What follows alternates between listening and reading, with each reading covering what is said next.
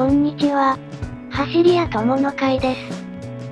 時にライトマニアの皆様は、実用性皆無のロマン曲振りなライトはお好きでしょうか？一口にロマン仕様と言いましても、何十万ルーメンの大光量であったり、100万カンデラ以上の飛び系ライトであったりと、種類は様々かと思います。こんな実用性皆無のライト、持っているのはおそらく俺だけだよ。という方がおられましたら、コメント欄などでこっそり教えていただけると嬉しいです。例えば、多くの飛び系ライトの場合、強力な、発光面積の小さな素子に、大口径リフレクターを搭載という組み合わせが、ポピュラーかと思われますが、では、その流れに逆行して、小口径のリフレクターに、大光量の強力な素子を搭載したら、それは逆に、超実用的なライトになり得るのか、それとも、それはそれでロマン仕様でしかないのか？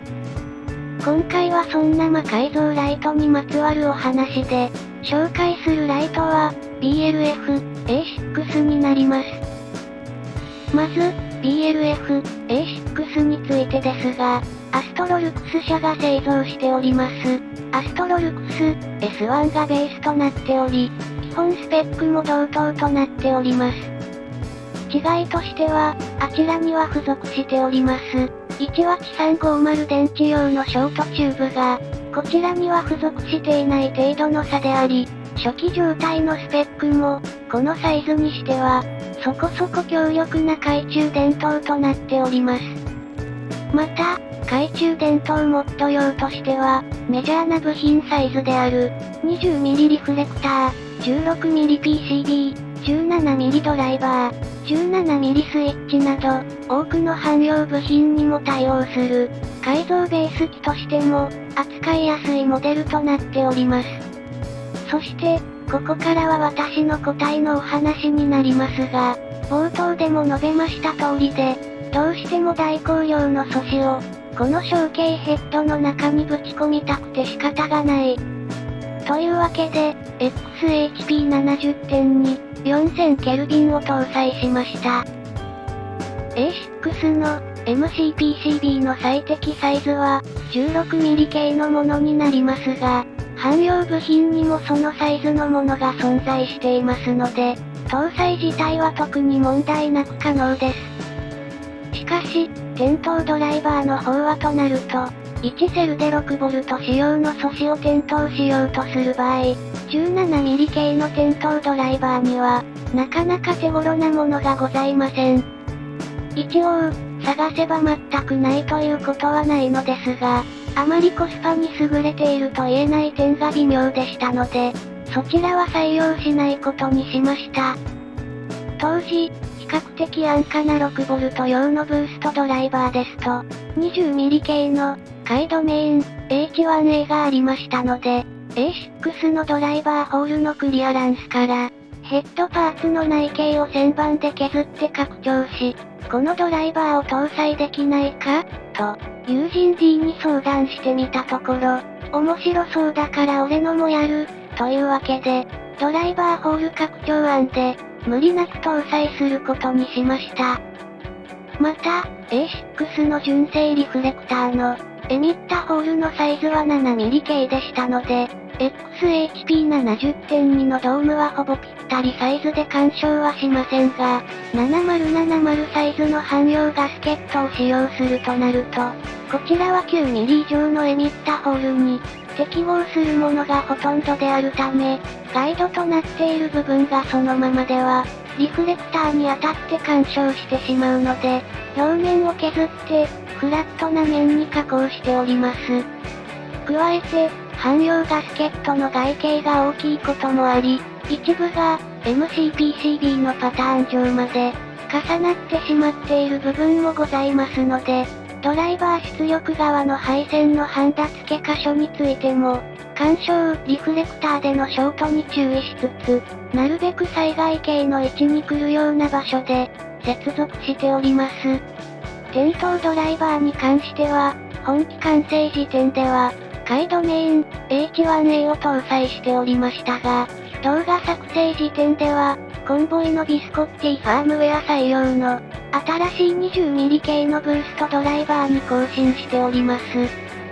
本機では、ドライバーホールを拡大する際に、ドライバー止めリングで使用するネジ山は、削る必要がないので、そちらは引き続き使用しております。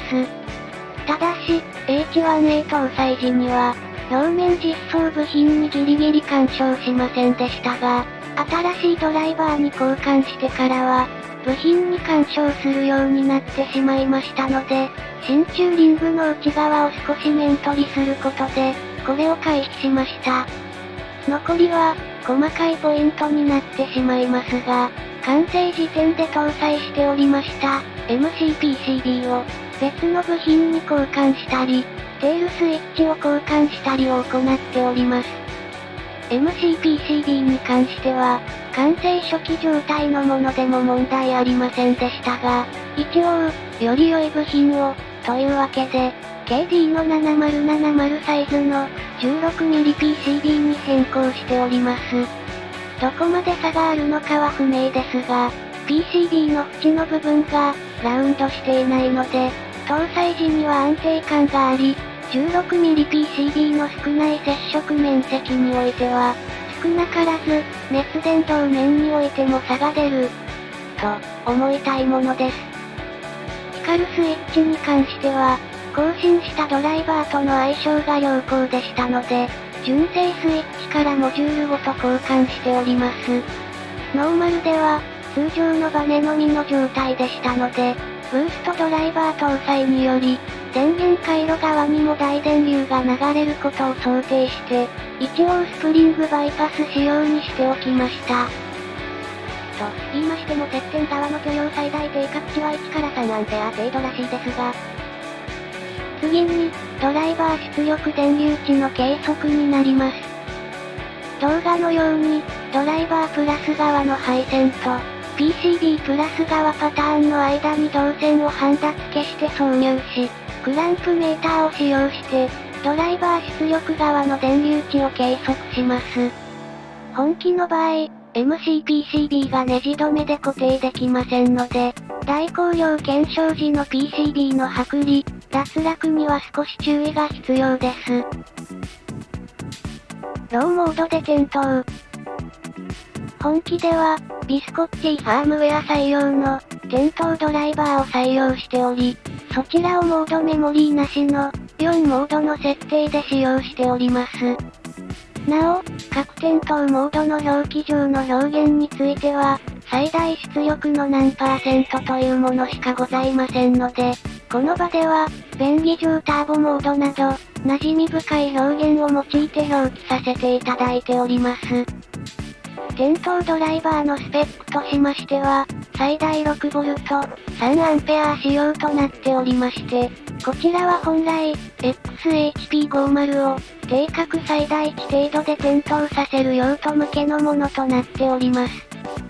ドライバーの温度制御に関しましては、公式による、明確な表記を見つけることはできませんでしたが、同時期にリリースされております、同社の製品から推測しますと、本製品も、おそらく 55°C で制御が入るものなのかと思われます。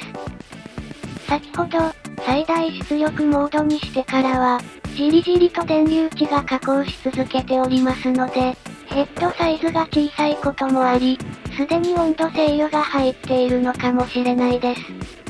ちなみに最大出力モードを3分ほど継続しましても、一つ下の点灯モードにステップダウンするといった挙動はなく、本体の方はだいぶ熱々になってはおりますが、一度、点灯モードの変更を行うことで、最大出力モードの電流値をリセットすることは可能のようです。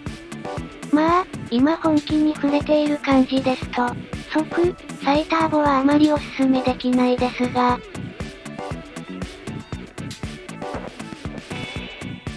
続いて、いつもの照射試験場での、屋外中距離での照射の様子になります。なお、カメラの設定については、記録される映像の方が、なるべく見た目の印象に近くなるように、マニュアルモードにて、値を固定して動画撮影を行っております。お使いの画面は正常です。一応点灯しておりますが、超拡散の廃校で低出力だと、この条件ではわかりませんね。ローモードに関しては、室内で使用しましても、少し控えめな光量となっております。ハイモードに関しては、テキサスエース市の計測データを参考にいたしますと、だいたい1000ルーメンちょっとという感じになります。色温度に関しましては、本機もグラフと同じく4000ケルビンになりますが、参考にしておりますデータの方は、80CRI 仕様のものになりますので、もしかしたら、通常 CRI の本機の方が、わずかに光量が出ているかもしれないです。続いて、1000ルーメン S2 プラスとの比較になります。リフレクターに関しましては、両者ほぼ同サイズの、オレンジピールリフレクターを搭載しております。本機の方は光量でもって明るい印象はありますが、同サイズのリフレクターと、大サイズ3535の素子を搭載し、1000ルーメン程度の光量を持つライトの方が、中心光はまだ少し強いといった印象です。ここまで見ていただければわかりますように、1インチ以下のヘッド系に、7070サイズの素子を搭載すると、ほぼアボ中心光が存在しないフラットな廃光になり、低照度においては、近距離の作業用なんかとしても、扱いやすい廃光になってきます。いかがでしたでしょうか？1インチ以下のヘッド系のライトに、XHP70.2 を搭載するとか、バカなの？死ぬの？と、思われるかと思いますが、実際の廃光に関しては、ほとんどスポットのない、作業用などにも適した、フラットな廃光となっております。実際に XHP70.2 を搭載している、エースビームのヘッドライトなんかは、実はとても理にかなった製品なのかとも思いました。ヘッドライトに4000ルーメンいるのかは知りませんが、マイライトの紹介では、レビューとはまた一味違った、フラッシュライトの改造に関する情報や、検証内容、私の中の運用方法など、若干マニアックな内容を中心に、皆様にもお届けできたらなと思います。ご視聴、ありがとうございました。それではまた次回、お会いしましょう。さようなら。実にバカバカしそうにも見える本機ですが、実は素子最大定格をきっちり守っている有料機です。